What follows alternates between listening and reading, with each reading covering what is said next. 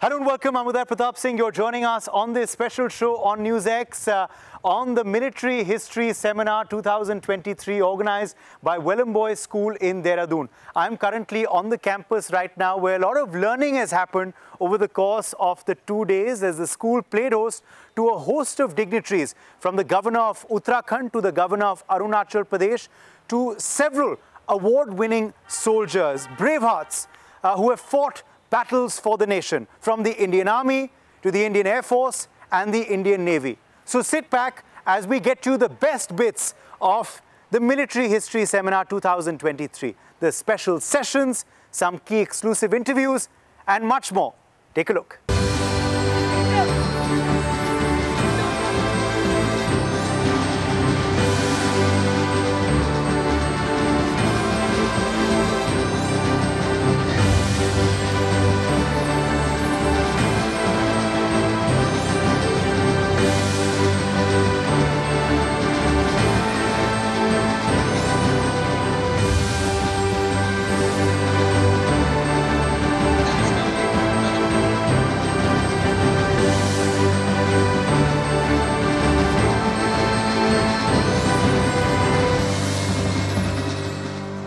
See, the idea behind this seminar was, when we started it in 2017, the idea was that we wanted to bring a topic as nuanced as the military history into the realm of school education.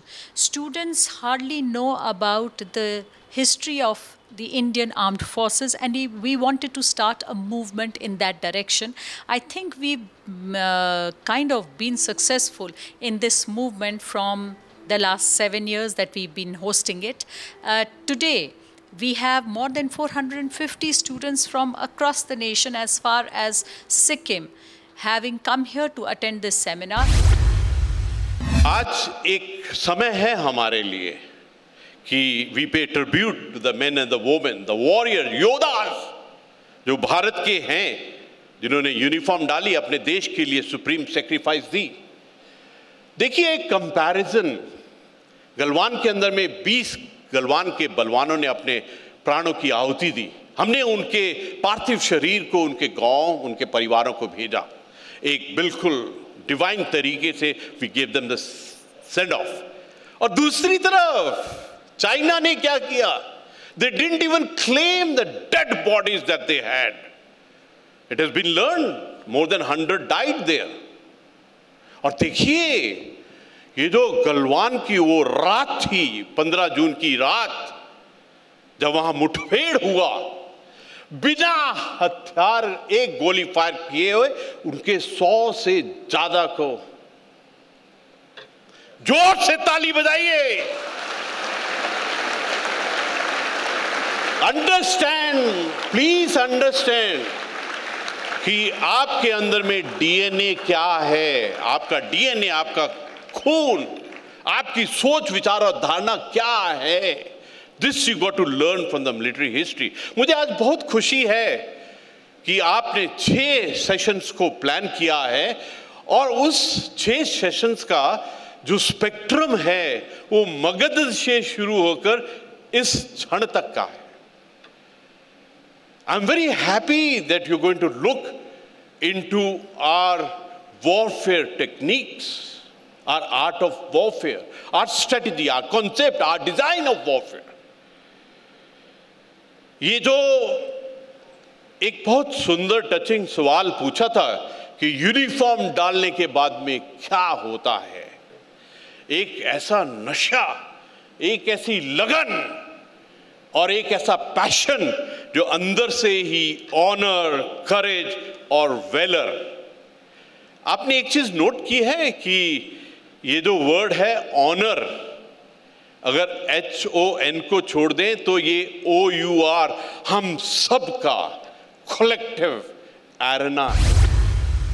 I believe that we've now reached the stage where we should spread, disseminate and give this information on to other schools so that this, what we are doing, can benefit other schools all over India. We are the only school right now talking about military history of the Indian Armed Forces since 1947. So when you two things that we have done. One, we would like to spread this information. We don't want to charge anything for it. We would be happy if other children also get to know. Today, if you walk onto the street and you ask anybody what happened in the 65 war, 65 की लड़ाई में क्या हुआ, I don't think there are many people who can tell you on the street, and some people might not even know what happened in 62 or 71, that in Bangladesh was created and how and why. So that ignorance, that massive levels of ignorance which we have as a nation on our armed forces and what we have achieved, somebody has to bridge that gap. To be honest, it was moments of pride and honor. And I'm exceedingly happy that we have touched this topic of military history. And this Welham initiative, and it's the 7th edition of this. I must compliment the school that they have shown this commitment, dedication and perseverance to the topic of military history. सच कहूँ तो आज एक बहुत अच्छा लगा कि आज के सेमिनार का theme is stones of silence, myth and reality. I feel time has come that we must blow out the myths which has persisted for very long, and we must enjoy the reality, because we are at a very critical moment in the history of the nation itself. The path which we have taken, the transformation, modernization which we have taken, the resolve is going to take us to a different level now. I'm definite by 2047, we're going to be on the mantle of Vishwa Guru, Viksit Rashtra, Atmanirbhar Bharat, and Sarvshresht Rashtra. For that, I think it is very important to understand the military history. Kashmir is a typical example where invaders couldn't reach. Islam didn't come to Kashmir when Arabs came riding. It didn't happen. So it's a case study actually for people to think and ponder what happened in Kashmir, and especially what you see today. You forget about today, I'll take you back to what 11th century. So Kashmir was never invaded. Mongols did come in, but Mongols didn't follow Islam. They were there for a few years, then they went back. But what was happening was that Sufi, the cult which has started, and they were now coming from Persia into today's Wakhan corridor, then into Gilgit and towards the east. In Kashmir, there was a ruler, Hindu, Sahadev, and during his time, because of infighting, palace intrigues, whatever you may call it, you had a Buddhist coming from Ladakh, Rinchen, which now people debate, but ultimately he staged a mutiny. He took over the reins in Kashmir, became Raja of Kashmir, and then he wanted to convert to Hindus. The high priest of Hinduism said, no, he is a born Buddhist, so he can't be made a Hindu. So he picked up Islam. Now this is much before any invasion. In any case, Kashmir was never invaded, because between invaders and Kashmir stood Punch, the Loran Mandi, Lohara Code, which I mentioned in the previous section. So then the Sufis, what they did, it's not only Sufis coming and preaching and then Kashmiris falling for it. No. What was happening inside Kashmir, Shaivism was equally liberal. So when the Muslim preachers came, and before Muslim preachers came in, Hindu rulers actually hired Muslim fighters from Punjab to guard their territory. So there are very many levels which actually were happening. So these Sufis, when they came in, first thing they found was they were peaceful, pacific version of Islam. So they found a commonality where Shaivism talked of unity of one. And they said also, we also believe in unity of one. And then we had somebody called Lal Deed. Lal Deed Hospital is there in Srinagar today, Laleshwari, who was a Hindu from Rishi cult, and she was questioning Murti Puja, and she was cursing Brahmins, as the trend even today. So in this environment, when you had a dissatisfaction running inside Kashmir, and you had preachers coming from outside and saying, okay, don't worry, we all one, we all believe in one God, so let's unite. That's how the 5 cults or 5 orders of Sufism entered Kashmir. I came here first time in 2017 when this activity started. That was the year also when military literary festival started in India. And nobody has ever thought of taking it to a level of school students. And believe you me, Uday, I have seen it from the times, and I appreciate the resilience of this idea. Darshan Singh, who started it, Shiv Kunal Verma, who's mentoring it, and Welham School. So over 2 principals I've seen. And the resilience I'm saying because when COVID happened, we did 2 of these sessions on the online, on a webinar mode.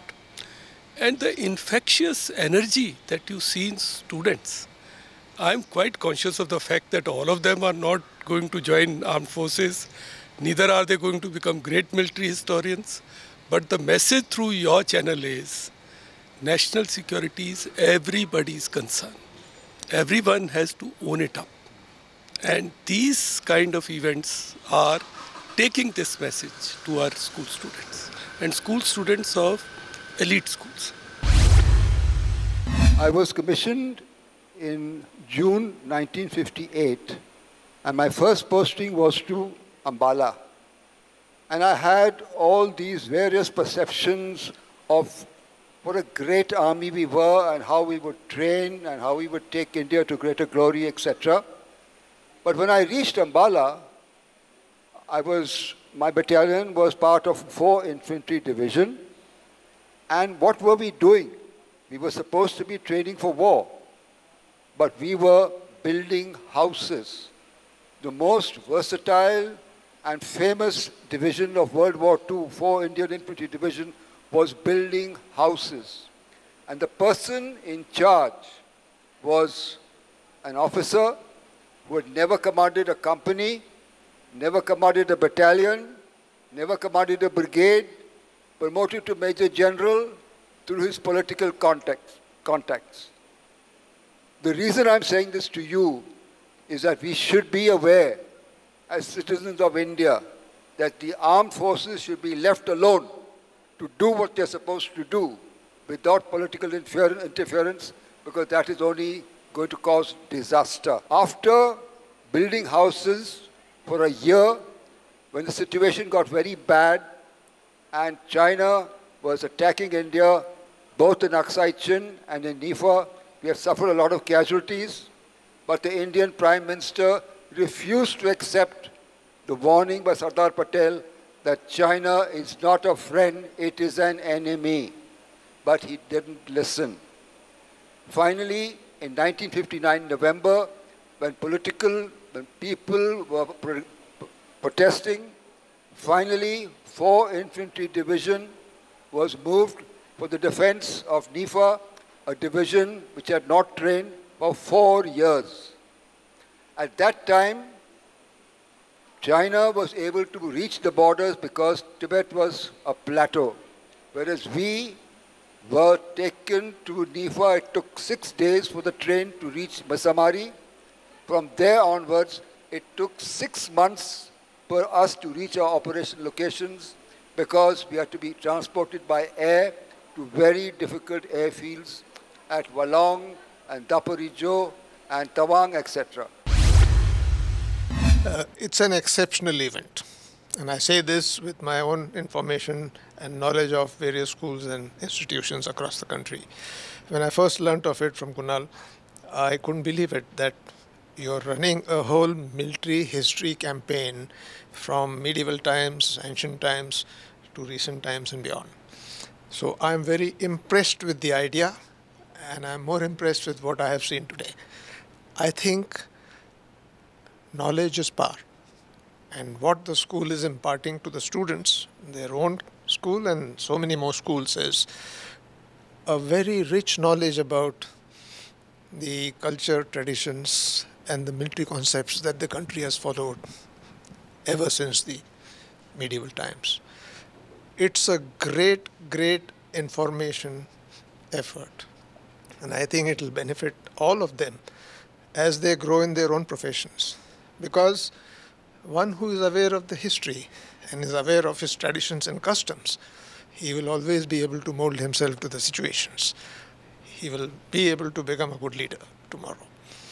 So I want to compliment Welham's Boys School, the principal, their staff, Kunal, and everybody who's associated, also the chairman, Sridhar Sanchingji, for the wonderful concept, the great conduct, and the lessons that they are carrying by organizing such an event here in the school. The air war started on the 1st of September 1965 when we lost 4 vampires on the first day and 3 pilots. So that shook everybody.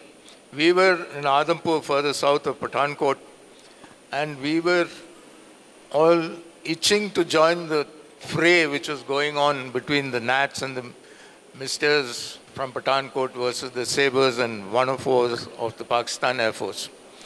But for 6 days we waited, and in that time we did a little bit of night flying. I did 2 sorties at night on the Mister, and then we were declared fully ops. Myself and a chap called Flying Officer Dange were declared fully ops, and we were ready to go into action. But the Pakistani Army's pressure on the Indian Army was unrelenting, and therefore on the 6th of September, Prime Minister Shastri authorized the Indian Army to attack across the international border in 2 sectors, the Sialkot sector and the Lahore sector. And on the early morning of 6th September, the Indian Army walked across the international border. Now, we were expecting to be called into action on the 6th to go and attack Pakistani aircraft over their airfields. Well, they were still parked on the ground. But no such order came, and we were wondering why. Our squadron commander, Wing Commander Taneja, led a 4-aircraft formation on an armed sweep in the Gujranwala sector. They shot up a goods train and came back. But there was no call to support the Indian Army advance or to attack Pakistani airfields. This was extremely puzzling for us sitting in the crew room. And at about 1 o'clock, we went to the mess to have our lunch, and then we heard President of Pakistan, Field Marshal Ayub Khan, make a radio broadcast on Radio Pakistan. He said, the Indian Air Force has recklessly used its Air Force into action and widened the conflict, and Pakistan will have to respond. So we said, at least now we'll get the order to do something. But we waited and waited. And in the evening, the Pakistani Air Force struck Pathankot, where we lost 10 aircraft on the ground. Then they attacked Adhampur. Fortunately, the Sabre attack never took place, but a B-57 bomber came and destroyed a MiG-21, which was parked on the operational readiness platform.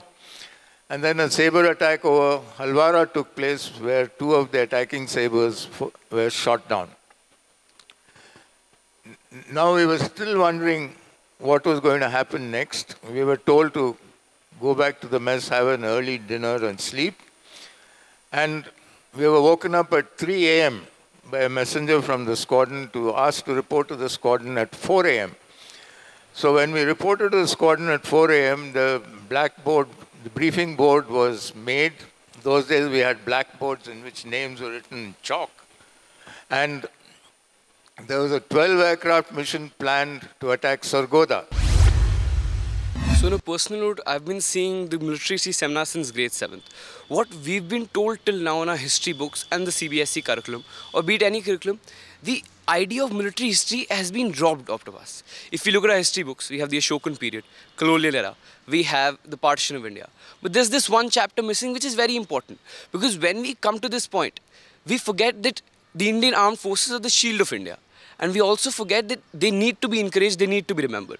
Because once you do not remember the fallen, you forget the idea that they are the people who are standing to protect you. We host the military history seminar, brainchild of our chairman, Mr. Darshan Singh. The best thing about our military history seminar is that all the dignitaries who come over here are people who have given their lives, who've dedicated their lives towards the nation. We have Major General Ian Cardozo. One of his leg is missing.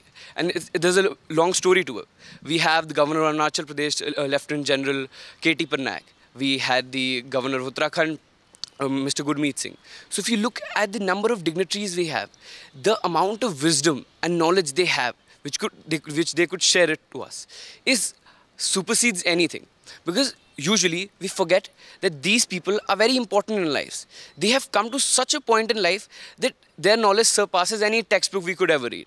And that's why military history seminar is very dear to us. And once we host these people, we also ensure that the knowledge is not only limited to our school, because as the Indian textbooks say, it's all about sharing the knowledge.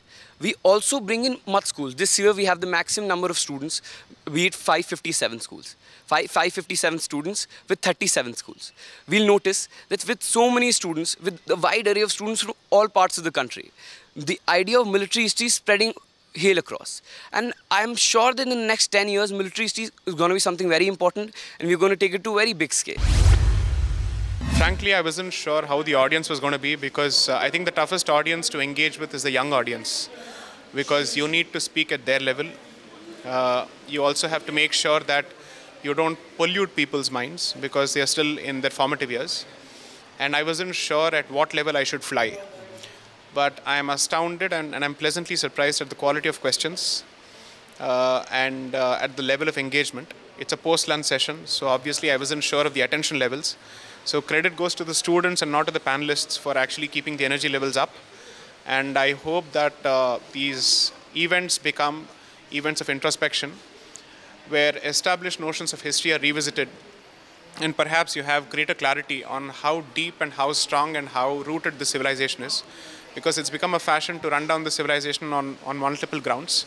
So I hope people do their reading, and I hope we produce warriors and scholars from institutions such as these. And I'm happy that you actually have had a military history seminar where you're able to discuss these aspects. It's surprising this is happening at the level of students and schools, when it should be actually happening at a different level altogether. Well, I'm delighted to have been invited to participate in this military history seminar, and having seen the proceedings for the last 2 days, I'm absolutely delighted and impressed that so much effort has gone into conceiving and implementing this program. And the thought behind it is excellent, that the young people, boys and girls who are emerging from our schools, must have at least a certain amount of knowledge about the achievements of our military past and our ancient and recent history, so that when they grow up into adults, they will have this at the background and be conscious of national security, what it has meant in our past, the shortcomings, the lessons that have emerged from the past, and to make sure that we don't make the same mistakes in the future. So I think that's a very appropriate and well-considered step that Welham Boys School has taken to involve schools from all across North India and ensure that the children come to know of our past, of our present, and then they can think of the future. I feel privileged to address you after the culmination of this wonderful seminar of military history. What I've seen in the school, and I've seen the way this whole seminar was conducted, leaves no doubt in my mind that not just the Welham's boys, but all these schools where the children have come from, they are destined to big things. I want to address you not as students or future leaders, but I already had a dream yesterday as to where all you people will rise and become. So my talk to you is essentially based on my perception that the children from these schools who have been groomed, who have been taught, and who have been disciplined. I use this frame of 3 words in Arunachal when I go to the districts and speak to the people there, especially to the schools and universities in Arunachal. And the key word is for all students to know that they ultimately must be, in Hindi they say, Shikshit, Anushaasit, Prerit. These are 3 key words which apply to everybody.